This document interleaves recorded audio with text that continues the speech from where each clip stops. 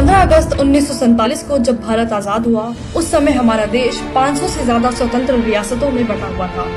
सरदार पटेल ने अपनी दूरदर्शिता और इच्छा शक्ति के दम पर इन सभी रियासतों को जोड़कर भारत को एक बनाया, लेकिन ये काम इतना आसान नहीं था। विभाजन के समय 3 रियासतें थीं, जिन्होंने खुलकर जिन्ना को चिट्ठी लिखी थी कि हम पाकिस्तान में मिलना चाहते हैं, जिनमें एक थी जूनागढ़, जहाँ का नवाब महाबत खान भागकर पाकिस्तान चला गया और आज पाकिस्तान इस नवाब के वंशजों को सिर्फ एक चपरासी की तनख्वाह जितना गुजारा भत्ता देता है। दूसरा था भोपाल, जहाँ के हमीदुल्ला खान ने तिरंगा फहराने के जुर्म में 6 नौजवानों पर गोली चलवा दी थी। इन्हीं के पोते सैफ अली खान अब बयान देते हैं कि अंग्रेजों के आने से पहले तो भारत कोई देश ही नहीं था। और तीसरा था हैदराबाद।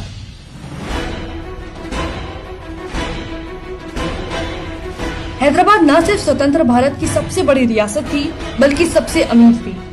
हैदराबाद के आखिरी निजाम ओस्मान अली खान अपनी रियासत का भारत में विलय नहीं चाहते थे और हैदराबाद को उठवाकर वो पाकिस्तान ले जा नहीं सकते थे। ऐसे में उन्होंने स्वतंत्र रहने का निर्णय किया। आसमान में जब तक चांद सितारे चमकते रहेंगे, हैदराबाद आजाद रहेगा। पाकिस्तान समर्थक निजाम की रियासत हैदराबाद का स्वतंत्र रहने का मतलब होता भारत के पेट में एक अल्सर का रहना, जो समय के साथ और खतरनाक हो जाता। ऐसे में सरदार पटेल ने हैदराबाद के विलय के लिए निजाम पर दबाव बनाना शुरू किया।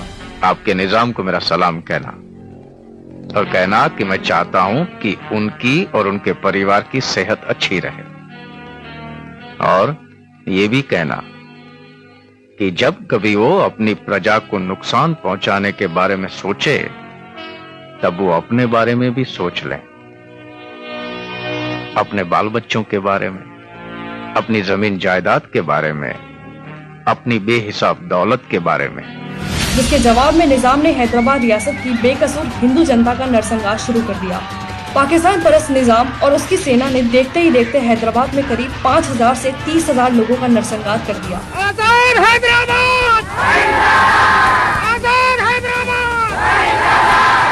इस भीषण रक्तपात को रोकने के लिए भारतीय सेना ने ऑपरेशन पोलो शुरू किया, जिसका उद्देश्य निजाम के दीवान कासिम रिजवी के नेतृत्व में बनाई गई हैदराबाद रजाकार नाम की सेना को हराकर वहां चल रहे हिंदू नरसंहार को खत्म करना और हैदराबाद का भारत में विलय करना था।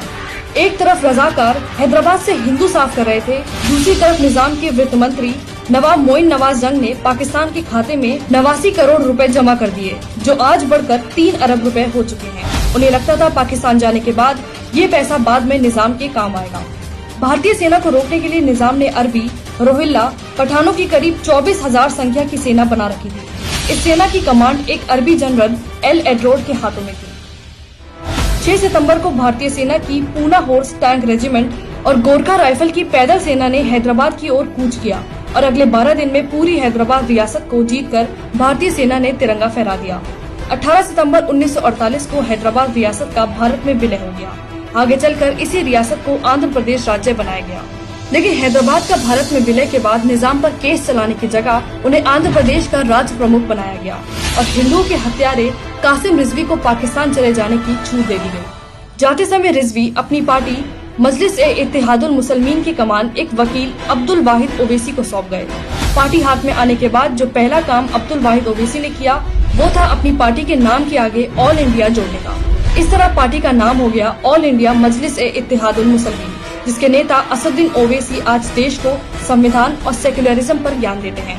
हालांकि उनके छोटे भाई आज भी निजामी और रजाकारों वाले सोच दिखाते हुए हिंदू और भारत विरोधी बात करते दिख ही जाते हैं। हम 25 कौड़ है ना, तुम 100 कौड़ है ना, ठीक है, तुम तो हमारे से इतने ज्यादा है। 15 मिनट के लिए पुलिस को हटा लो, बता देंगे किसमें हिम्मत है, कौन ताकतवर है। आधुनिक भारत के शिल्पकार सरदार पटेल की इसी सोच और देशभक्ति को सम्मान देने के लिए पीएम मोदी ने गुजरात में उनकी विश्व की सबसे बड़ी मूर्ति बनाई। हालांकि इस मूर्ति के बनने पर हैदराबाद के निजामों के पिट्ठुओं को इतनी आग क्यों लगी, अब आप तो समझ ही गए होंगे। इस देश की एक एक इंच भूमि की रक्षा के लिए हजारों देशभक्तों ने अपनी लाशें बिछाई हैं। अब ये हमारा फर्ज है कि हम इस देश की एकता और अखंडता पर कभी आंच न आने दें। हम सरदार पटेल बनकर हमेशा कासिम रिजवी जैसों को उनकी औकात दिखाते